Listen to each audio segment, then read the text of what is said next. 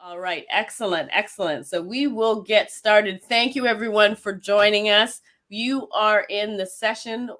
Don't be afraid to tell your story, business building PR strategies with Norma Stanley.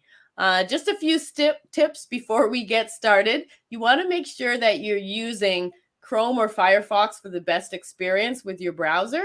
And if you want to minimize or maximize the screen, you'll see a line with a little arrow on it. That's what you can use to minimize and maximize. And time permitting, we will do questions at the end for Normas, but on the way through, if you have questions, put them in the chat and I'll grab those for you at the end. I'm Michelle Ricketts, your moderator for today.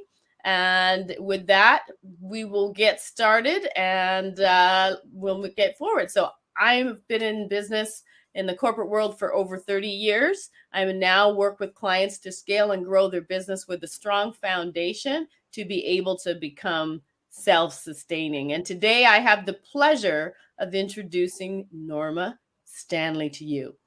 Norma is president and CEO of Enlightened, Empowered, and Enriched Marketing Group, Inc. She is a speaker, workshop facilitator, and diversity and inclusion public relations consultant. An award-winning public relations professional, Norma has worked with top companies such as Coca-Cola, Arby's, the Morrison Group, and General Motors. A mother of a daughter, now an adult daughter with cerebral palsy, Norma's mission is to serve as an international change agent for people with disabilities, leveraging the multimedia platforms of informational and inspirational speaking, music, media, and strategic marketing communications. Let me introduce and turn it over to Norma Stanley. Thank you, Michelle, and thank you guys for joining me today on this session about not being afraid to tell your story, how to build your business using PR strategies. And I'd like to just kind of start with a couple of quotes that I actually like about PR. For those people who may not know what PR is, I'm going to go into it a little bit and share what public relations is. And it's a lot of different things. People tend to think of it as just publicity, but it's more than that. But these are a couple of quotes that I really like about PR. And one of them is, some are born great, some achieve greatness, and some hire PR officers like myself. And that is by Daniel Boorstin. And another one says, why fit in when you were born to stand out? And that was done by Dr. Seuss. And another one says, if I were down to my last dollar, I would spend it on public relations. And that was said by Bill Gates. And public relations is basically, it's a marketing tool. And a lot of people really don't understand it. And it's by the Public Relations Society of America, which is a professional organization that I belong to. It is defined as a strategic communication process that builds mutually beneficial relationships between organizations and their publics. And we help to manage an organization or a business's public image and reputation. Basically, that's what we do. And advertising, people tend to do a lot of advertising when they're doing their businesses and developing opportunities to share information about what they do. But advertising is what you say about yourself, and public relations is what other people say about you. And you really want other people talking about you in a positive manner. And that's what public relations does, starting with the media and having media coverage, positive media coverage about your product and service. And that's what we do. And so there are a couple of key differences about PR and advertising that I like to share also. And one of them is that, you know, your publicity effort should appeal to the media. Whatever it is you're writing, whatever you're sharing about your product and service should have media appeal. It should have an angle that makes a broadcast news, radio, TV, print publication want to share it with their audiences, whichever that may be, a listening audience or a television audience, a viewing audience. And when you talk about story appeal, that's where PR professionals many of us are former journalists or current journalists, because I'm still a journalist, but my background is in journalism. My degree is in journalism. And so we understand what media want and how to help tell that story in a way that media will want to share with their publics. And when it comes to PR, one of the things that we talked about is your various customers and having appeal to your customers, but we all have, our businesses have different stakeholders.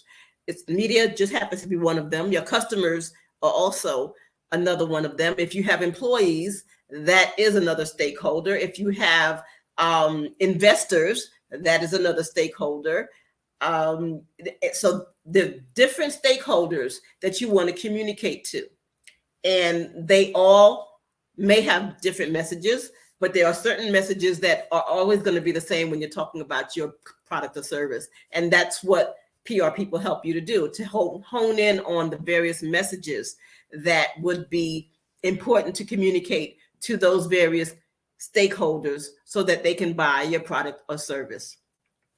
Again, when it comes to PR and the difference between PR and advertising is that even in today's, skepticism about media by some people, PR and getting media coverage about your product and service has more credibility than just buying an ad. That's just the reality of the situation. When you buy an ad, people know you paid for that. So you can say whatever you want to say. But if a third party, like, Black Enterprise or the New York Times or the Wall Street Journal or Forbes write something about your business, people tend to believe it more than if you just place an ad. And so that is the third party credibility that PR brings to the table, which helps to, again, sell your products and services and build your business. And when it comes to control, you can run your ad as often as you want if you have the budget to continue to do that in various areas, whether it's social media or print magazines, radio, TV, wherever. If you have the money, you can do that, and you can control what the content is and the timing and all of those kind of things. When it comes to PR, you don't have as much control because you're basically relying on the media to decide if they want to use your information, and they sometimes will use whatever it is that you send, and sometimes they want to develop their own stories. And so you can't really say when the story might come out, but you can kind of guide it by looking at, editorial calendars and kind of knowing what that particular media outlet might be looking for by doing your research, which is one of the reasons why PR professionals are so important, because we help to get that kind of information for you. But the bottom line is those are a couple of the differences between PR and marketing. Not marketing, but advertising. And public relations helps to give you more mileage, basically, for your product and service, especially if you're a new business and want to share information about your product or service and you don't have a big budget. So some of the key components of PR, and I have the ones that are, very important in bold. Strategic planning. You really want to plan out, and as part of your marketing programming for your company, how you're going to incorporate public relations. Again, that is a very major component of building a business that large companies, the Coca-Colas of the world, and they all understand the value of public relations. And the smaller companies tend not to pay any attention to that component, but it is a very, very important component. So you want to have a PR professional help you plan your messaging, help you plan when you want to announce whatever it is you're trying to announce. And the publicity aspect of it is part of that planning. You want to make sure that not only do you know when Black Enterprise or the Wall Street Journal or any of these major publications, both, and the ones that are digital also, are planning certain stories that you could possibly incorporate your clients or your product and service in that particular announcement or coverage area. But you also, social media is another aspect of how we get those stories retold. And so, you want to make sure that is another part of your planning strategy. And you really need to be working with those in combination. Publicity is one component. Social media is another component. Media relations is developing relationships with media.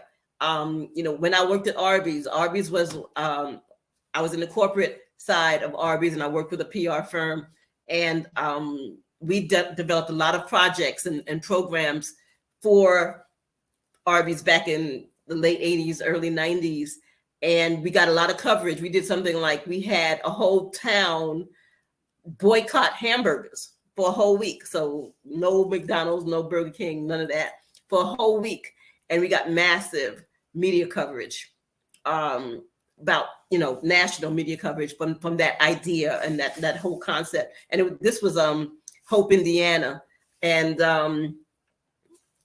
I can't remember why we chose Hope, Indiana as the reason that's the city, but it was a great campaign. And you have to come up with creative ways to break through the clutter that media are getting, because they get pitched all kinds of stories, all kinds of opportunities daily. And so we had to find ways to break through that clutter. And that's part of what, someone who understands what media is looking for can help you do.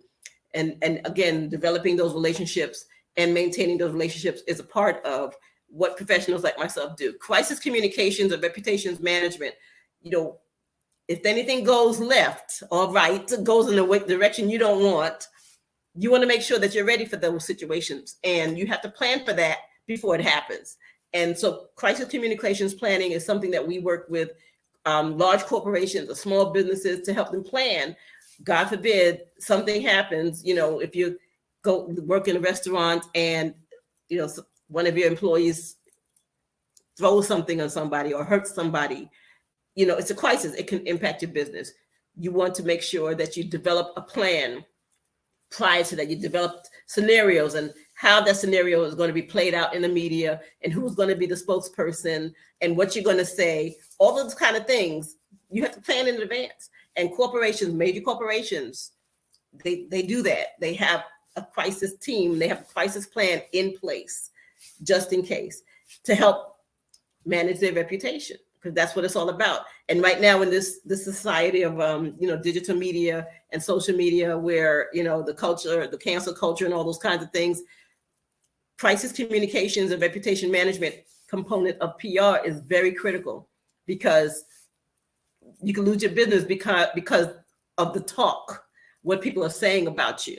And so you have to be very aware of that and manage that through media coverage and what you're saying and how you say it. Community relations is another component of public relations. And basically what that is developing relationships with organizations, a cause, social responsibility, they call it in corporate America. But you attach yourself or align yourself with an organization that means something to you, and what they're doing means something to you, and you develop a relationship with that organization. When I was at Arby's back in the day, we had a relationship with Big Brothers and Big Sisters, that organization, and we would put together events whenever there was an Arby's opening, a new restaurant opening. We would plan baseball clinics. Hank Aaron was one of our spokespersons for that effort.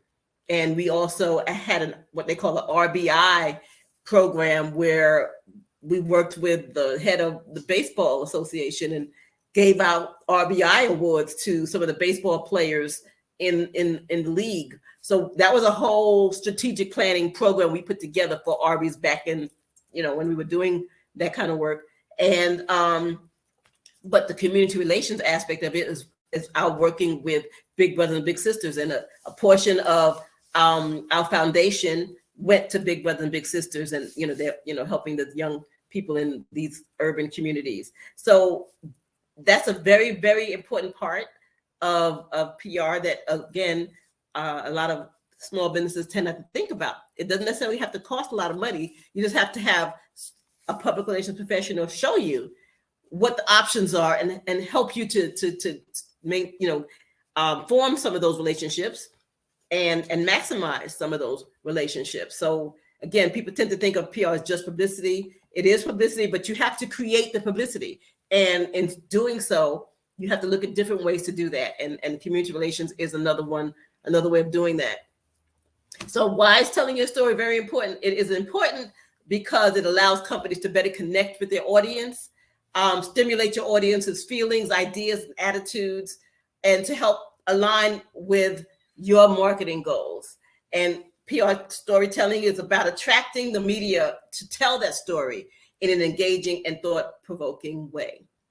And it's a very powerful way to communicate with your target audiences, and especially in today's world of digital storytelling, when videos are just about everything that's coming out right now is being said through video. So having compelling videos to be able to help tell your story is critical, and it's also critical for TV, because when you're trying to get something placed or covered by TV, you want to make sure that you have what we call B-roll, a lot of extra footage of whatever it is you're trying to use or trying to talk about, so that they can use that B-roll to cover something. They may want to use it for some, let's say 60 Minutes or any of the national or local TV programming. If you have an extra footage that you have that you filmed about your product or service, that's going to be good for TV. And PR people know how to develop it and how to edit it so that the broadcast media, just as TV, will be able to use it for your benefit. So again, having a professional is important. Okay, so if PR is done right, it can help you to achieve your marketing objectives for a fraction of the cost of paid advertising.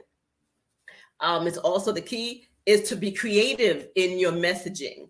It's one of the things that we have to make sure of, is that the story or whatever it is you're trying to share is newsworthy, and that it communicates whatever message you are trying to share with regards to your product or service. And again, stories that show that you're the first at doing something, or you're the only one doing something, or you have a new spin on doing something, or it's an anniversary of something that you're doing.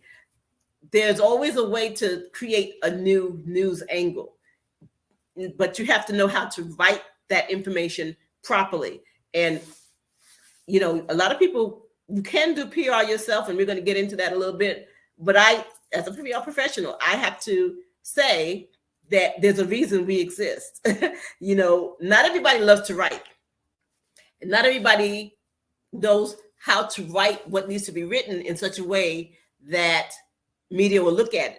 They get so much information sent to them on a daily basis from companies from around the world, that if your information is not sent in a certain way, they'll just toss it. They won't even look at it. If the headline is not right, if the subject line is not right, they'll just toss it. And so you have to have a professional who knows what to catch their attention, who knows what to say. So again, and you can achieve those goals through strategic planning and setting up certain activities that will help to generate that awareness. So 4 P's of effective storytelling. Steve Clayton, Microsoft's chief storyteller, has these 4 P's, and I think they're pretty good. And it talks about how to successfully tell your story. You want to talk about the people. If the story has to be about someone, preferably a hero, or someone who's doing something amazing. You want to talk about places where your products are manufactured. If there are any unsung heroes that are doing certain things that you want to share. You want to talk about the process, how the goods and services are being produced. What is that process? Is there anything unique about that process? The products themselves, telling the story about launching that product. You want to do it without, you don't want to come out like you're blatantly selling. The whole point is you're promoting, but you're not blatantly selling. And there is a fine line. And so the roles that storytelling plays in PR includes drawing your audience into your narrative. It makes your content and your news more relatable to them. You also want to influence their thoughts and behavior in a certain way, so that you might be able to convince them to take action in a certain way or convert them in a certain way. You know, a lot of what went on in the elections that we dealt, you know, the presidential elections, there's a lot of convincing and converting going on because of quote unquote PR. I'm one of those people who don't believe that bad publicity is good publicity, but some people do that. They, you know, I mean, hey, the former president, that's what he did. He, just to be in the news, he just put anything out there. And, you know, that I guess will show how that's going to end up for him, but, or had ended up for him. But the point is, you have to manage that. So you want to make sure that, you know, you influence the thought and behaviors in such a way that it works in your favor and not the other way. And so again, telling your story gets the attention of your audience and cuts through the noise so that you can get the message heard. And it also helps to communicate the various technical concepts that you may have, you know, that makes it a little bit easier for people to understand. You know, I'm not a techie, so a lot of things having to do with technological things, I need people to break it down to the simplest form. And so, you know, there are PR professionals that have various areas of expertise. My area of expertise happens to be restaurant and food, music, entertainment. So we have certain areas that we focus on, fashion for me, but, you know, some people, they have healthcare. They are, you know, they're technological. They have all those technical aspects of what they write about. Those are, you have to look for people who have the kind of professional expertise to help you share the content and develop the content, whether it's social media or content in terms of news releases, so that they can, you know, it could be managed and leveraged to the full potential. And again, it help you to brand your voice and create a positive perception. So, you know, there's a lot of great stories out there, but you don't also, you know, you can't really copy a great story. Certain things you could copy various ways to approach it, but you want to make sure that your story stands out. And, you know, if someone chooses to do PR for themselves, which is totally acceptable, and if, you know, if you have like no budget at all, you can. It just takes a lot of time and takes businesses away from the work that they want to do that's helping to whatever product and service they have. If they do the PR themselves, that's a whole nother area that they have to really hone in on, that can take them away from the actual work that needs to be done to help them succeed in their business. So, but bottom line is, for anything, you have to know your product, service, or industry and hone your messaging with regards to that particular product, service, and industry. You have to find different ways to tell the same story. And again, professionals know how to do that.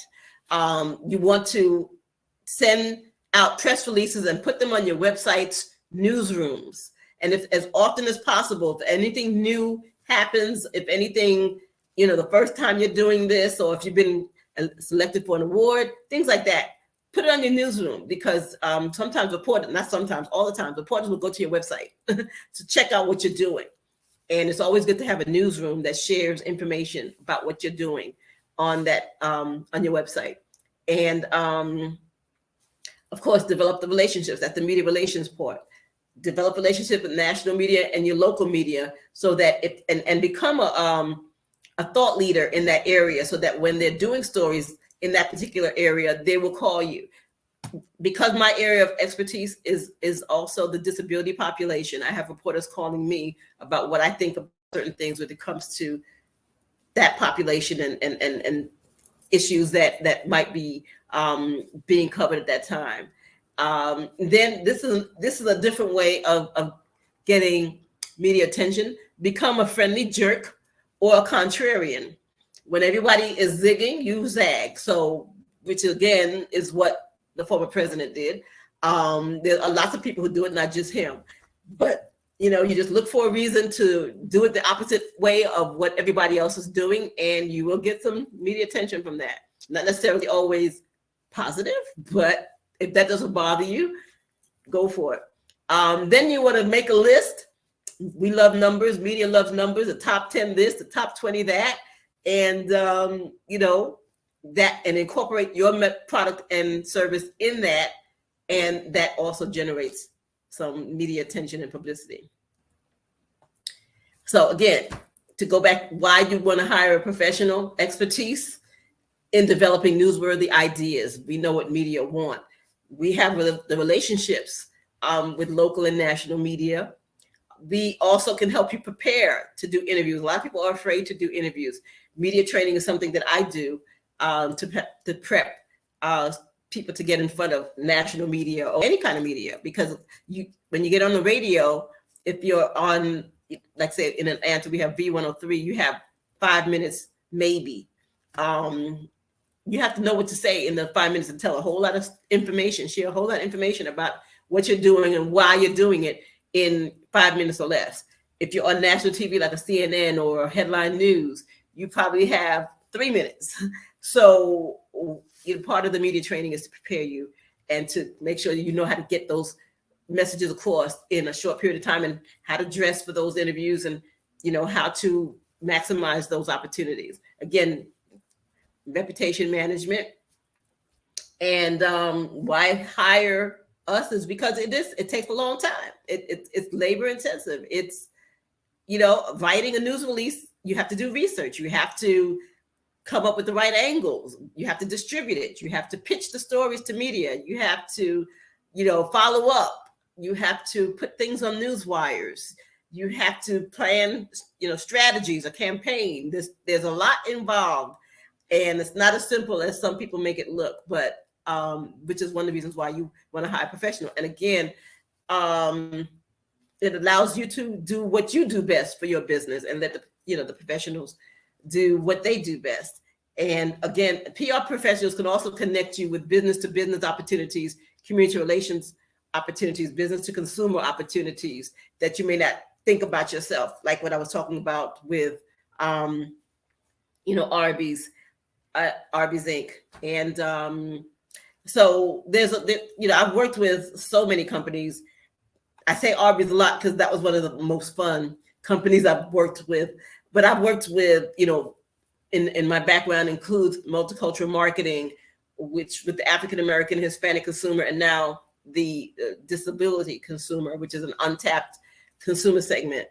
But between with Arby's and Coca-Cola and Sara Lee and 7-Eleven and the Essence Music Festival, we were part of the initial getting the sponsors for that program when I was working with the Morrison Group, which was an ethnic marketing firm. The guy who started that company, who was my mentor and my boss, started the whole ethnic marketing programming for Coca-Cola many years ago, back in the mid 80s. And when he started his own company, I was his right-hand person. And so, my background incorporates 30 years of experience, including award-winning PR.